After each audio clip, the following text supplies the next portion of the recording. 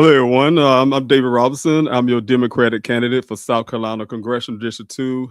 Thank you so much for joining in on this virtual town hall. This town hall will be something that I will be doing every week, all the way up to the primaries. I wanted to give an opportunity to talk to the constituents of South Carolina to understand, what the needs are of the people in our state. Sometimes we think that when we are running for office, we should be running up our own agendas. We definitely need to know exactly what people need that we want to represent. So, the way this goes, I'll be moderating also this town hall. Also, I will be monitoring the comment sections where you all can ask your questions and have your concerns. You can talk about some of the issues that matters to you. Like I said, again, one of the biggest points for me is to be able to listen. Listening first, that's the first step to representing someone, is to listen first. But I also want to let you know that in the comment section, I also can get opportunity for those who actually want to come on screen to be able to ask your questions or talk about some things that have some discussions that, like I say, concerns you. This town hall is a bipartisan town hall, means that it's open to everyone. No matter if you're a Republican, Democrat, independent, third party registered voter, or someone that just don't vote at all. If you live here in Congressional District 2, you definitely here. That's what I'm running for, is to represent you. So to help you understand, we have 5 districts that I'm running for. That 5 districts is Barnwell County, all of Barnwell County, all of Aiken County, all of Lexington County. We have a certain portion of Richland County, mostly the northeast side of Richland County, because Richland County kind of split into two districts. We have Congressional District 2 that is ran by Representative James Clyburn, and also we have Congressional District 2, the district that I'm running for to represent you. Also, we have Orangeburg County, but it's the west half of Orangeburg, meaning that if you're living on the west half of Orangeburg, you're in Congressional District 2. If you live in anywhere else in Orangeburg County, you are in Representative Clyburn's district. So that can help you understand the full scope of what my representation will be for. Again, I'm David Robinson, your Democratic candidate for Congressional District 2, hoping to win your vote, hoping to understand what your concerns are, understand who I am trying to represent. I have my things that I believe in. Of course, I have democratic values, some of the things that I believe in. And so I'm going to tell you a little bit about myself. I am a third generation constituent and also a native of Columbia, South Carolina. Been here all my life, been raised, my family most so, been here all our lives. And also just want to tell you that this district alone, my family, like say from the grandparents on, have been here in Columbia and some in Casey. But a little bit more. I'm a veteran. I served the United States in Operation Endure Freedom. That's right after 9/11. Decided to join the military. But also before that, I am a father first. Being a single parent, it was a long journey, but being a single parent, understanding what it's like to raise children in our state. Also, I believe in responsibility. Responsibility goes a long way. Uh, you know, we have a responsibility when you decide you want to run for office. For instance, you have responsibility to your families. Also, accountability. I'm not a career politician. I haven't grown up. I wasn't raised up and say, "Hey, this is what I want to do for life," and go up and be a politician. I'm a constituent just like you, who just most likely just simply had enough. They had simply had enough to watch these career politicians stay in office as long as they do, and do not have almost no results to some of the concerns and things that we have. For instance, like the minimum wage, I will be talking about a little bit, but I want to get a little bit by myself out first, and then again, I'm going to the comment section. If you have any comments in the comment section, questions, concerns, things you want to talk about, again, I will post them here on the screen. We will talk about those. Those who actually want to come on the screen and have a conversation, I can send you also an invite to be able to come on the screen and engage with me. And we can talk.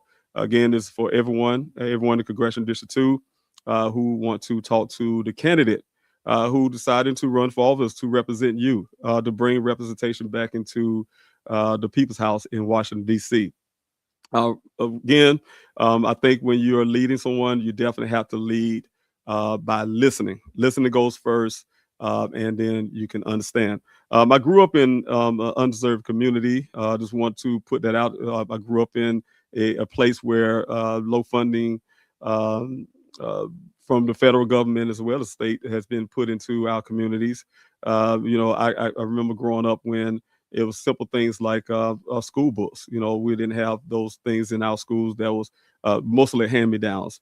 I've been working since I was 7 years old, so I know exactly what hard work really is. To try to help my mother, who is also a single parent, to help try to make ends meet. Just do a little bit of raking yards and doing anything we could to try to bring in some more money. That's while we're going to school. My sister and I. And then, as I got older, working minimum wage, got my first job at age 15 with the Urban League. And that's the job. When I say our first job, meaning that the first job that was tax deductible, taxes come out your pay. Since I was 15 years old. And when, doing that, I know exactly how to live then under minimum wage. And then not getting many hours because I was definitely still in high school. But not getting not much money to be able to do anything much. But it's kind of ironic that we still have a minimum wage that's been haven't been changed for since the 90s. So again, I like I said, lived on my own when I was 16 years old. So I know the responsibility of taking care of myself while getting involved with the working class. I did things from construction to landscaping, working at grocery chains, you name it. So I'm part of the working class. I have worked hard, and some hard jobs I have been involved with. But also, I had earned an academic scholarship to Howard University. I did not accept that scholarship. Ended up raising a family, like I said, and eventually became a single parent where I was raising my children. From that point, I decided to do something to better, do some betterment for my family, to provide better. So I decided to drive trucks.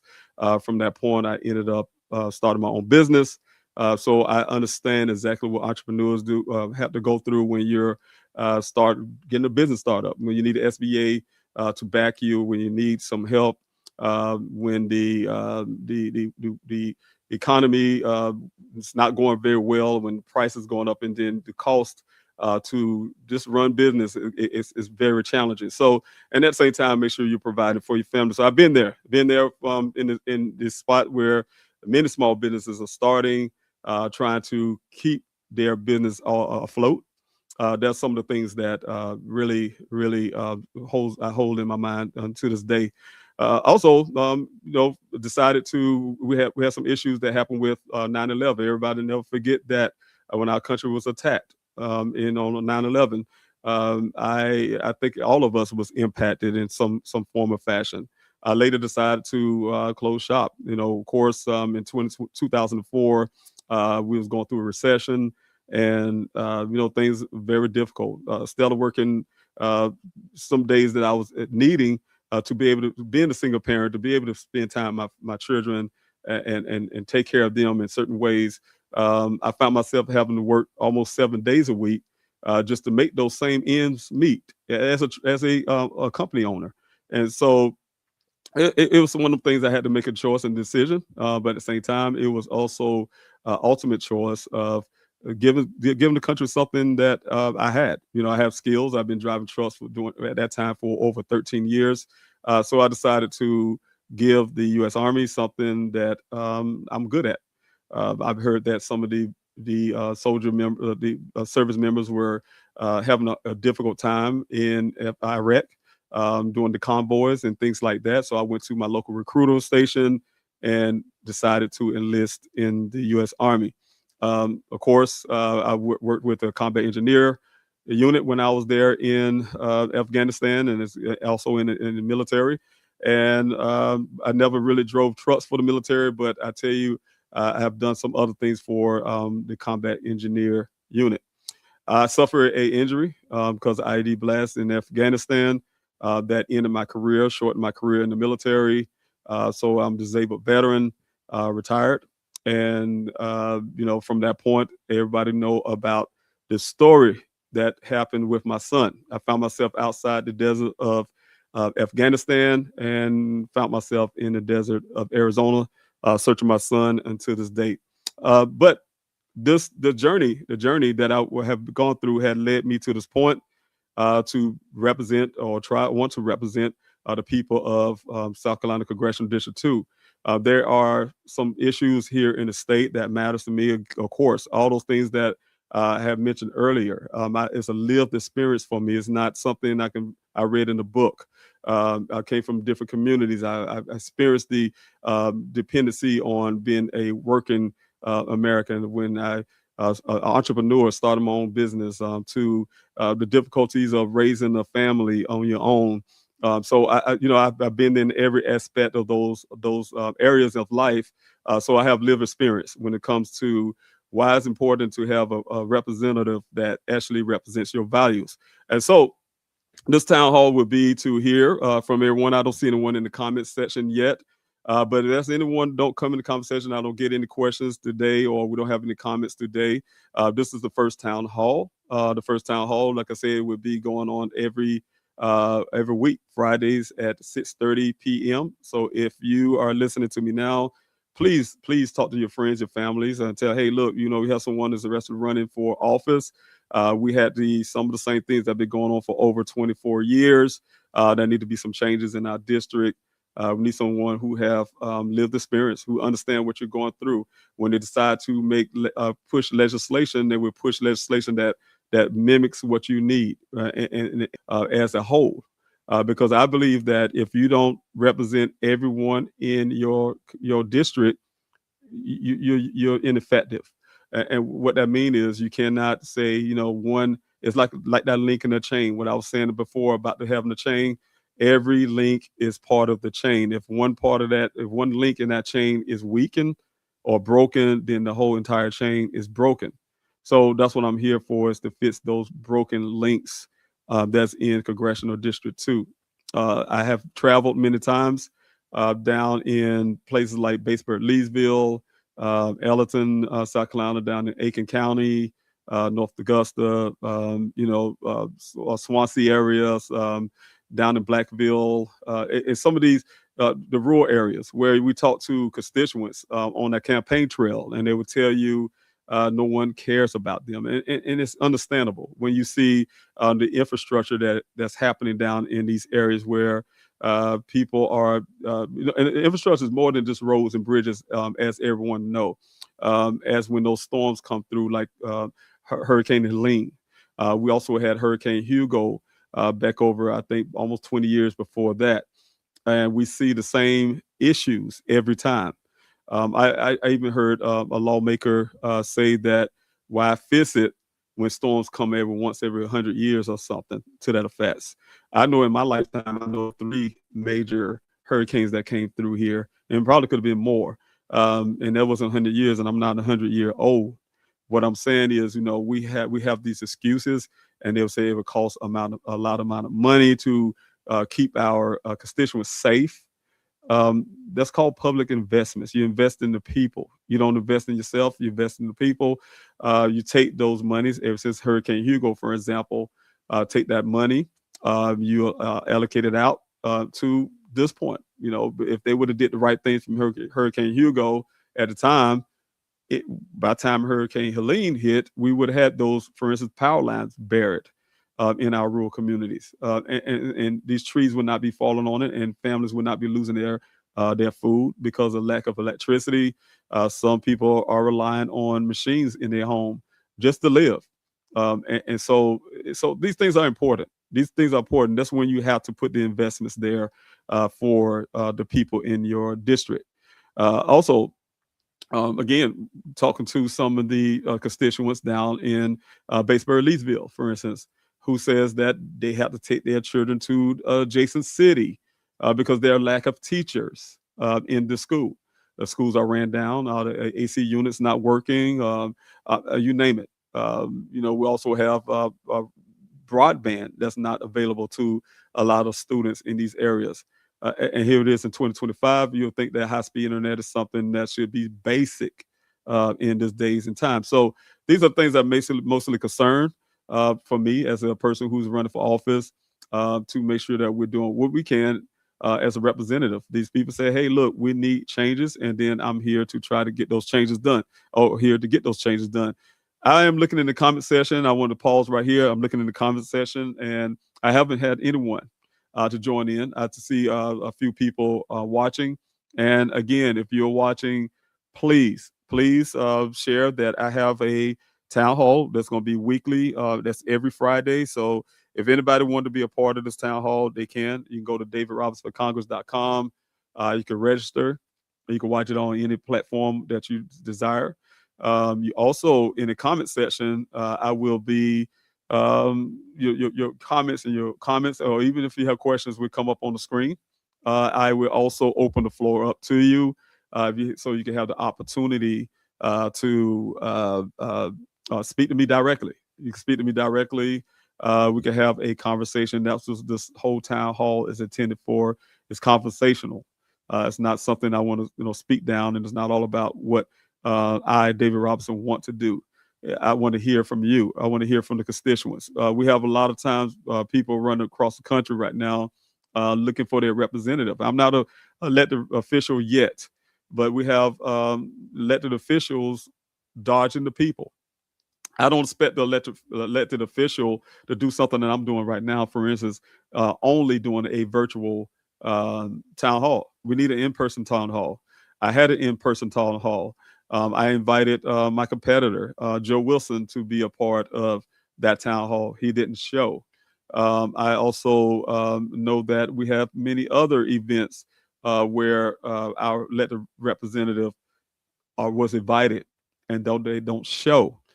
So it's a lack of concern that we have. If you're representing people, it's not about you. It's not about your life. It's about the people that you want to represent. If you cannot do that, then you need to step aside and allow someone who's ready and willing to hear from the people, willing to face the people. I know that all of you are not going to agree with everything I believe in.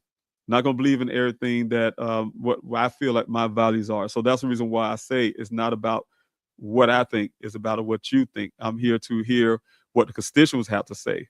A lot of times when this is an opportunity, we can get together, whether you are Democrat, Republican, independent, non-voter, or what have you.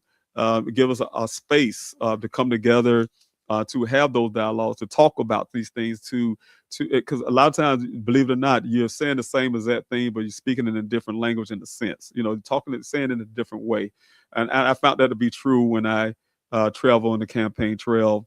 Even so, I heard, being a Democrat, I heard some constituents say, hey, y'all just don't come talk to us, and if you come talk to people, you have to talk to people. You have to, again, hear what they have to say. You have to be proactive. You have to really care. You have to really care about everyone in the state.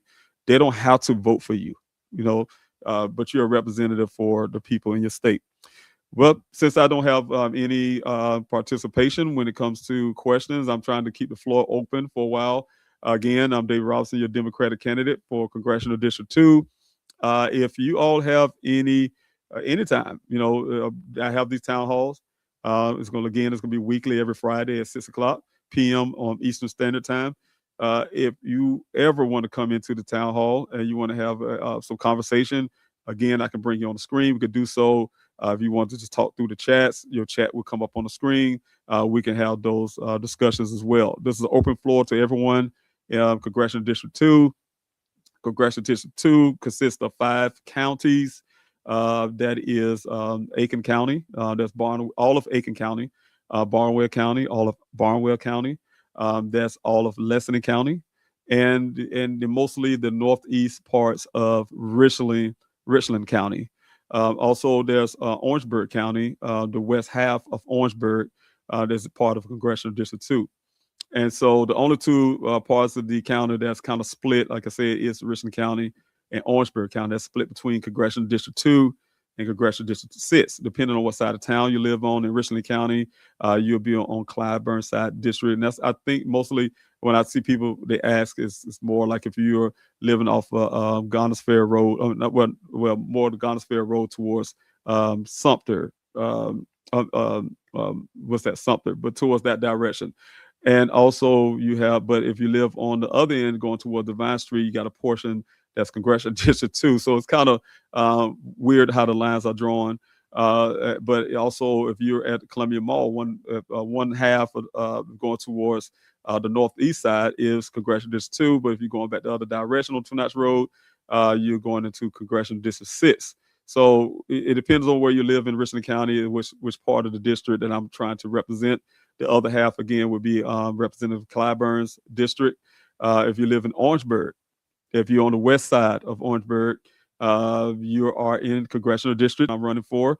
If you're in anywhere from the east, from that west going east, you are in Clyburn's district. That's Congressional District 6. So again, I looking for some of the comments in the comment section. I don't have any.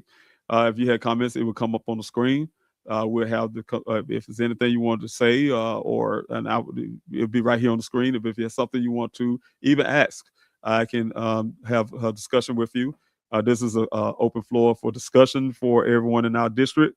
Again, for those who are actually watching this video, once I post it, I just want you to say, please, this is going to be happening every week. Please come out here and talk to me. Let's have these conversations. I am starting something that I plan to do even after I win. I make sure I'm doing these town halls. Make sure I'm doing these weekly or monthly virtual town halls. But you definitely know I would be doing in-person town halls, because I think that's more important to be able to face your constituents. A lot of times, these representatives are afraid to face their constituents because they know they're siding with a party and not looking for the people that they are representing. Anytime you can make decisions based on ideology of your party only, and you don't consider or put your constituents first, their needs first of all, then we have an issue. It's time for a change. It's time for a change of shift, a change of leadership.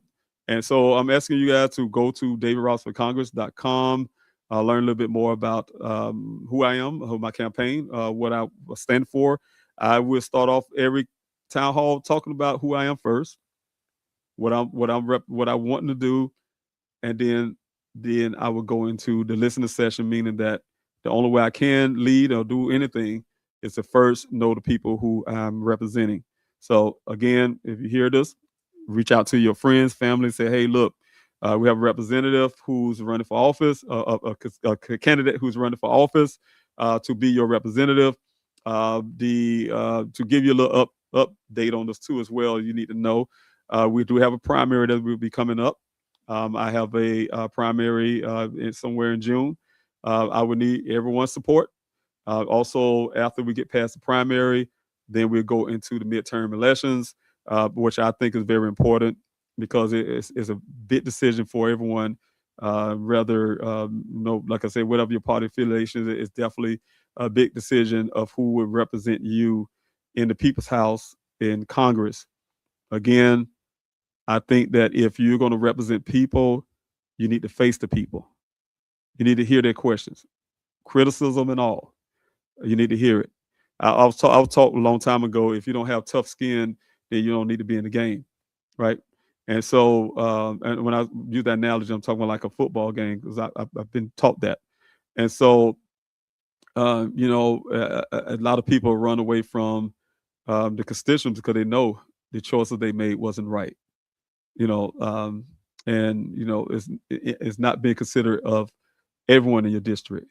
It's impossible to say I represent Congressional District 2, and then I have people who says he's not representing us though.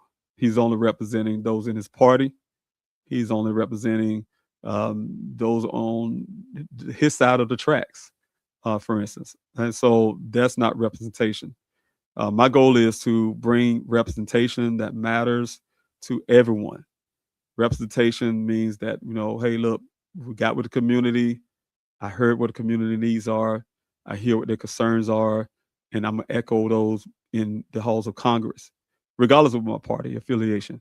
And so I hope you guys can understand that. Everyone can understand that. I see the thumbs up there. I really appreciate you being here.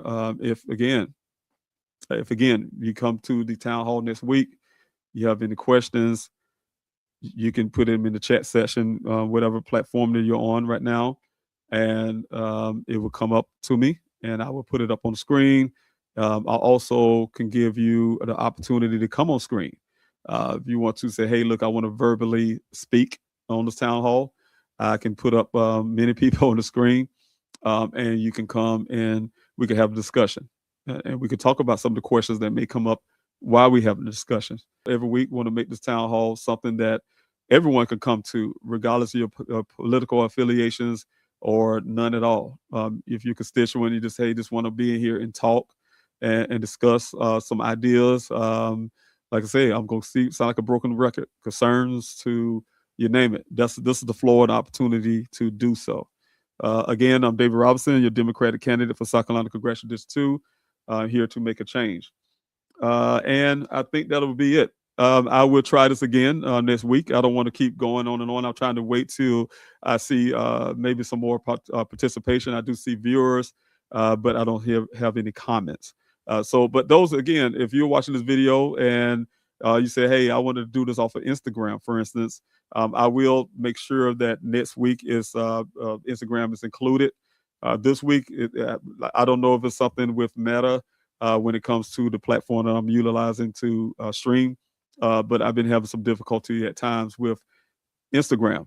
And so what I would do is investigate that part of it, do everything I can to try to fix that, and then we'll go from that point. But let me make sure a couple of things before I leave for you all to know. You go to davidrobinsonforcongress.com, follow follow everything I'm doing, as well as support. We definitely, for a campaign, need financial support. So please, if you can donate, anything matters, no matter how small or big. This campaign run off of donations, so small donations at that. So thank you so much for your donations. Also, you can join the campaign. There's a tab on there where you can actually join, be a part of my campaign to help me spread the message. We make phone calls to, even if you can't do it, like being a part physically, So again, it still goes back to being able to donate. Any amount count. You can be a recurring donor. That would help us as well. Also, you can get in contact with the campaign. Call us direct, 803-200-7994, or go to the contact button on the website. So just remember, though, for everyone who is watching, we have a primary election coming up again. That's in June. I don't have the exact date, but we do have a primary election coming up. And so once the primaries are over, then we go into the general election. But this year is called the midterm election. So on the bottom screen, say general election, but it's actually a primary election. That's on November the 3rd. Just want everyone to be aware of that. One of the biggest things for our democracy when it comes to your rights that I've sworn to protect is to exercise your right to vote. That's one of our given rights. And so to do so, please make sure that you're registered, especially if you just turned 18 years old. I have a daughter that just turned 18, and I made sure she was registered. So help your children get registered. People that that's not registered, help them get registered. If you are registered, you've been voting in every election. I've been doing it since I turned 18 years old. I found that one year I got purged, and that was recently. And I had to go and get that fixed. They purged me off the voter record, even though I vote every election. So make sure you check your status from time to time. Don't let your status disappear on you. You go to the polls and then you can't vote. So there's a lot of things happening in our country where, those things are problematic. So we want to make sure that you're on top of all of that. Again, go out there and make sure your registration is okay. All right. And I think that'll be it for the town hall for this week. It's a little, we have a little more 30 minutes into the town hall that I planned for. But since I have lack of questions or comments and things like that, I have to go ahead and end it now. And we will pick back up, like I said, next week. Please come to the town hall. Please encourage others to come, and let's have a discussion. I want to learn a lot about what's happening in our state, because I can go on and on about my life. We'll talk about some of those next week, but I can go on and on about my life. But I want to hear about your life. What things that matters to you in Congressional District 2, and how can I, as a representative, make your life a lot better? So I can argue those points when we get into Congress. Again, I'm Dave Robinson. Thanks so much for your time. I truly appreciate you. I will definitely, again, be looking and listening. So take care of yourself. God bless you, and we'll talk soon.